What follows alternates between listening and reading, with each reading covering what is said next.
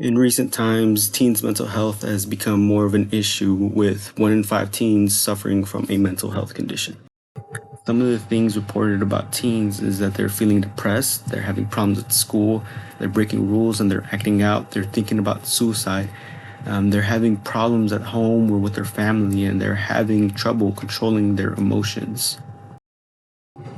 Some of the reasons behind this is that 20% of youth ages 13 to 18 live with a mental health condition. 11% of youth have a mood disorder, 10% of youth have a conduct or behavior disorder, and 8% of youth have an anxiety disorder, with 50% of all lifetime cases of mental illness beginning by age 14 and 75% by age 24.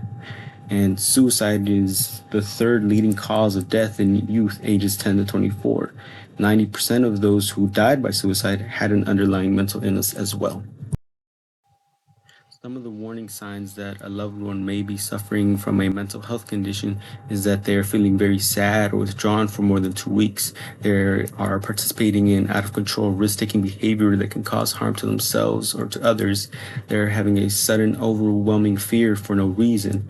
They're not eating, or they're throwing up, or using laxatives to lose weight. They're having severe mood swings that can cause problems in their relationships. They're repeatedly using substances such as drugs or alcohol. They're having drastic changes in their behavior, personality, or their sleeping habits. They're having an extremely difficult time concentrating or staying still that can lead to failure in school. Or they're having intense worries that get in the way of their daily activities, like hanging out with friends or going to classes. And as a parent, some things you can do to help your child if you see these behaviors is that you can get them to talk with their pediatrician. You could refer them to a mental health specialist.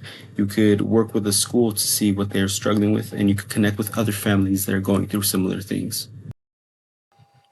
Some parents will actively deny that their child is having any sort of mental health issue, or shame their child into believing that they don't when they really are, because they're claiming that their child didn't have a difficult enough life to warrant them having mental health issues such as depression, anxiety, or stress, and that'll cause the child to not reach out and get the help that they need. And one thing that parents can do to prevent this from happening is change the way that they talk to their child and change the way that they interpret what their child says to them. For example, some parents, instead of saying that, oh, in my time, we never had this or that, you could say, it wasn't the best for me, but it doesn't have to be hard for you.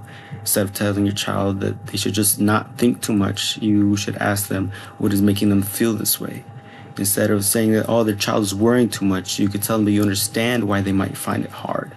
Instead of saying, oh, it's not a big deal, you have everything you could possibly want, you could ask your child how you can work best to support them.